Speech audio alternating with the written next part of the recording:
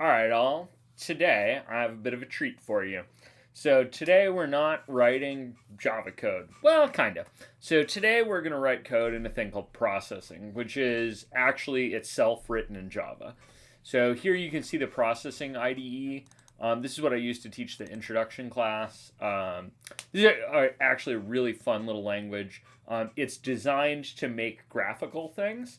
And the reason I want to do it today is today we're talking about recursion. And I find that recursion taught in command line is not as exciting as it could be. So today I'm going to show you how to make actually this thing. Sorry, that's going to be a little bit hard to get in a picture of. So this is a tattoo I have that I made in processing and then got printed on my arm. So I'm going to go ahead or got, inked onto my arm. So I'm going to go ahead and show you the process by which I made that. So the idea here, looking at this shape, is that there's a big circle in the middle, and then where that big circle ends, there's another circle, and that circle is half the size of the big one, and there's a half size circle on each side, and then on each side of the half size circle, there's another half size circle of that, on and on. So we're going to make that ish today. I'm going to show you how to make the full version. The just half of it version takes a little bit of doing. So in order to do that, the first thing we're going to do is we're going to need to get a window working. This code, processing code, is basically Java code, except that we don't have to worry about access modifiers. I've got a couple of methods set up already. There's a setup method. The way processing works is it runs the setup method once, and then the draw method tries to run every 60th of a second or as fast as it can manage. Given the fractal nature of today, some of you guys will probably come up with code that doesn't run every 60th of a second. I'm going to make something static, so it's only going to run once. But you can make things that run multiple times. So in setup, I'm going to do a size. This is going to be the size of the window that processing is going to generate. And I'm just going to go with 1000 by 600 to start with. I think that's kind of a reasonable size. And then in background, I'm going to put, or in draw, I'm going to put a background. And all that's going to do is make the background a specific color. And I'm going to go with 255, which is going to make the background white. So I'm going to hit run on this. I'm going to get a window. It popped up out on a different monitor. So here it is. This is 1000 pixels wide, 600 pixels tall, and it is indeed white. So the basis of what I'm going to do today is I'm going to draw some circles. So I'm going to make a circle here just to show you how the numbers that go into a circle work. Oh, one thing first. I'm going to use translate to move the middle of the screen. To move 0, 0 to the middle of the screen. So right now 0, 0 is in the top left side of that, or the top left corner of that window, and I just want it to be in the middle. So I'm going to do width over 2, comma height over 2 in a translate, and that's going to move 0, 0 to the middle of the window. You don't have to do this step. I guess I should write 0, 0 this way. You don't have to do this step if you don't want to. I just find it easy. Now I'm going to draw a circle in the middle of the screen, and that's going to be 0 at 0, 0, and I'm going to make it, say, 300 pixels wide. Now I'm going to hit run on this. I'm going to go grab my, oh cool, my window opened up here. Notice this window is 600 pixels tall. This circle is 300 pixels across. As a math person, I prefer to count things by radius. So I'm going to add a little thing here. We're going to put ellipse mode into radius. And don't feel like you're expected to know all this stuff. If you want to know something about processing code, the easy way to do that is to go to processing.org right here and go into the reference. And here you can search. So if you want to make something out of triangles, you can search for triangles, and then you can read about how the triangles work. I just happen to know ellipse mode radius is going to switch this to being a radius 300 circle. So I'm going to draw that. Great. There's our radius 300 circle. Cool. Now, what we're going to actually do is we're going to try to draw a shape. So in order to do that, I'm going to make a method that I'm going to call make circles. This is going to take some inputs and work on them. Those inputs are going to be a float for the x value, a float for the y value, and a float for the radius. This being Java, we could certainly make the, oops, that's not how you spell double at all. We could certainly make these doubles. Doesn't really matter. I'm just going to use floats to keep this try to keep this moving a little quicker, just in case you make something a little bit exciting and try to keep some memory allocated. I'm going to remove my circle here, and I'm going to tell this to make circles. Oops. At 0, 0, and I'm going to give it an initial radius to work with of 200. Okay, now, right now when I run this, I'm kind of expecting there to appear a circle, but nothing shows up. Nothing shows up because I deleted the part that made a circle, so I need to put a circle in here. So we're going to do, we want to make a circle at x comma y of our radius r. And now we should get a circle center of screen. Great. Now, I'd really like to add a circle here to the left-hand side and a circle here to the right-hand side. We could do a bunch of math to do that, but I don't want to figure out that math because there's a freaking lot of circles in this thing. I just want it to do it. So in order to make it do it, what I'm going to do is I'm going to say make circles. Oops. So we're going to call the make circles function in the make circles function, and this is the recursive part.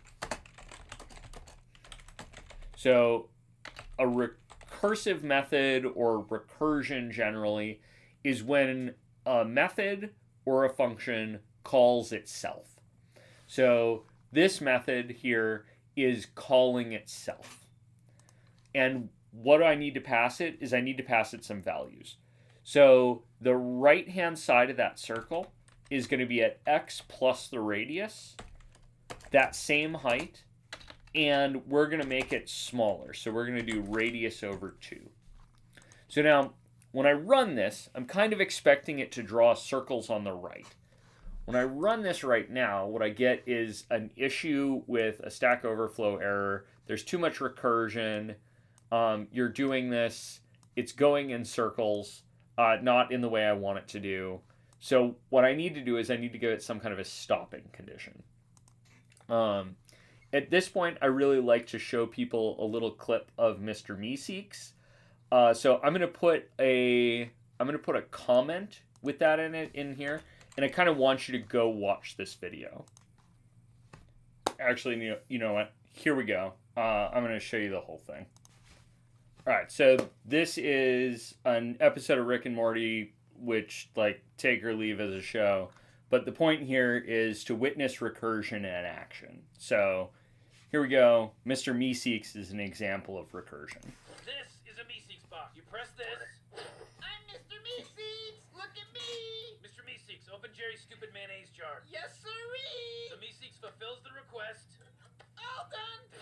Oh my God, he exploded. Trust me, they're fine with it. We need to keep it simple. I'm Mr. Meeseeks. I want to be popular at school. Summer, what did I just... Oh, I'm Mr. Meeseeks. Look at me. I want to be a more complete woman. That's... Oh, yeah. Yes, ma'am. I would like to take 2 strokes off my golf game. Ooh, yeah. A friendship with Summer Smith is the most valuable and enriching experience of your young life. Thank you. Mr. Meeseeks, was it? Yeah, Jean Vagina. Listen, I'm in a bit of a custody thing with my ex, and was wondering... I lost that wide-eyed girl from the ski. Having a family doesn't mean that you stop being an individual. You know the best thing you can do for people that depend on you? Be honest with them, even if it means setting them free. You're saying I should leave Jerry.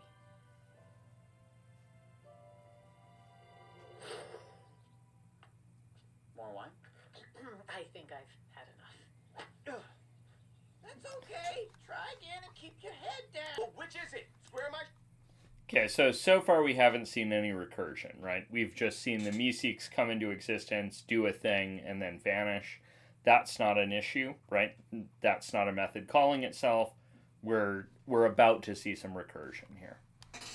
Shoulders or keep my head down. Let me try something. Mr. Meeseeks, can you help me get 2 strokes off of Jerry's golf swing? Can do. Letting go of the need to be popular is what makes people like you. Well, the most important love you can receive is from yourself. Okay, Jerry, you gotta just choke up on the club. Well, which is it? Choke up or follow through? Oh, come on, Jerry, we've been over this. Damn it! Damn it! Damn it! I'm going out. I'll take you to dinner. Come on. You know what? It's hard being me, too. My golf swing is more your problem than mine. I can't take it anymore. I just want to die. We all want to die. We're Meeseeks. Okay, so here we see that the meeseeks have called more meeseeks, right? So that's the method opening more and more copies of itself, trying to accomplish its goal. And all the method wants to do is finish, right? It wants to return so it can stop existing, just like the meeseeks. The meeseeks do crave death. Everybody stop! We'll never get 2 strokes off this game. No, we won't. But we will get all strokes off this game when we kill him. What the heck? There he is. Run, Jerry! We are created to serve a singular purpose for which we will go to any lengths to fulfill. Innocent people are going to die because of me. Jerry, turn around. Straighten your back. Bend your knees. Bend them. Square your shoulders. Take a deep breath.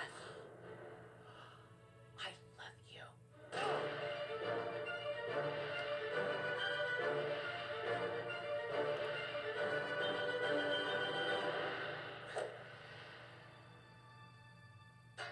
Oh! What the is going on?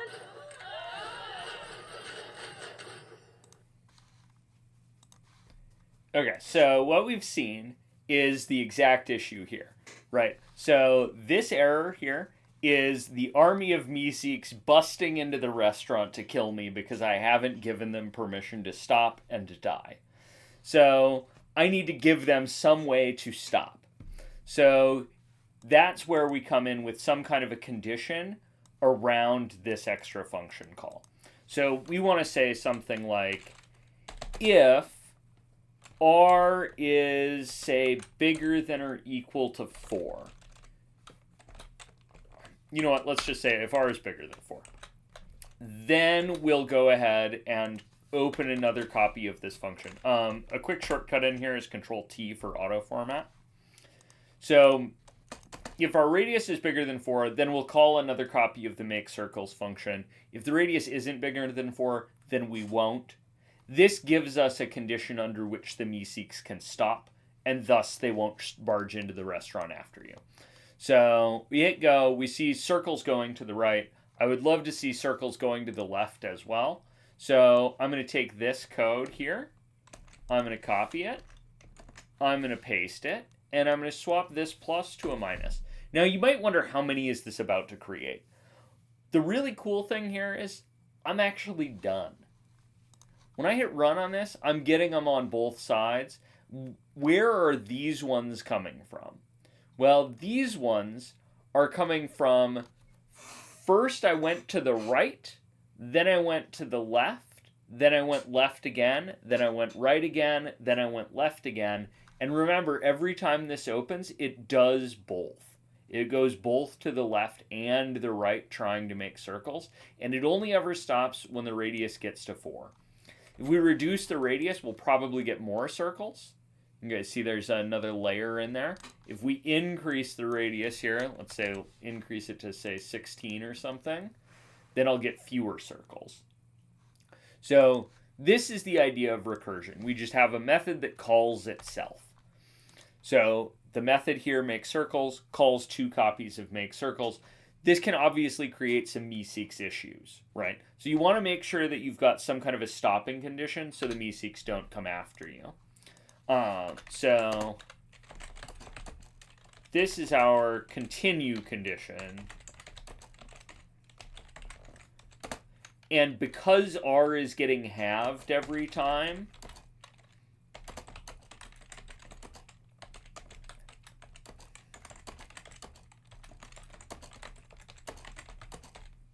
so this will stop, right? Because our continue condition is that if R is bigger than 4, we'll continue. That means that if R isn't bigger than 4, it won't continue. And we're always dividing R by 2. So the issues that I see with recursion, like most students have trouble with their code over executing, right? And the army of meeseeks breaks into the restaurant. So the thing you need to do to stop that is you need to have some kind of a continue condition that will, or some kind of a break condition. And then you need to also make sure, like in this case, the only reason that R is always getting smaller is that I'm always dividing it by 2. If I forget to divide it by 2 someplace in here and hit run again, I'll get more recursion issues. And you might be like, wait. Why didn't it at least draw some of them? And the reason it didn't at least draw some of them is the last one never happened. And so because the last one didn't happen, none of them happened. So that's all of the meeseeks are really outraged at my existence. They need to kill me to get me to have fewer strokes on my golf game, right? So I'm going to go ahead and put that R over 2 back in. A couple quick things that you can make for this. So a little bit of quick Googling here. So some inspiration. These are things called Sierpinski carpets. So the way you make a Sierpinski carpet is you start with a square and you take out the middle ninth of the square. And then there are 8 subsquares around the border. Out of each of those 8 subsquares, you take out the middle square. And then each of those 8 subsquares has 8 sub-subsquares. And you take out the middle ninth of each of the 8 subsquares. And then each of the 8 sub-subsquares have 8 sub-sub-subsquares. So you take out the middle ninth of those, and you just kind of continue this process. So that's a Sierpinski carpet. There's another thing called a Sierpinski gasket, which is a really cool thing. So a Sierpinski gasket is where you take a triangle, and you take out the middle quarter of the triangle, and then out of the 3 remaining triangles, you take out the middle quarters of those. There's another cool one called a Koch snowflake. That one you can see right here. Happy to show this tattoo off in class if you like. That's a triangle, and on each of the sides of the triangle, you replace the middle piece with another 2 points of a triangle, or the 2 sides of an equilateral triangle. And then now we've got a whole bunch of sides. We take each straight edge there, and in the middle of it, put another little triangle, and then do it again and do it again, right? So that's a thing called a Koch snowflake. The Koch snowflake is a fairly hard one to make. I'll say that. The Sierpinski gasket, Sierpinski carpet are a bit easier. There's a thing called an airplane set, which is something like this. You can make a version of this by taking a line and you put a circle in the middle third, and then in each half you put another circle in the middle third, and then in each of the 4 little line segments remaining, you put a circle in the middle third. This one's a little bit different, but if you kind of mishmash it around, you'll get that middle third construction. There's another thing called an antenna set. So this is just an example of a fractal antenna. You can absolutely make a fractal antenna like this. The other thing you could do is you can make kind of crisscrosses. There are lots of options for this.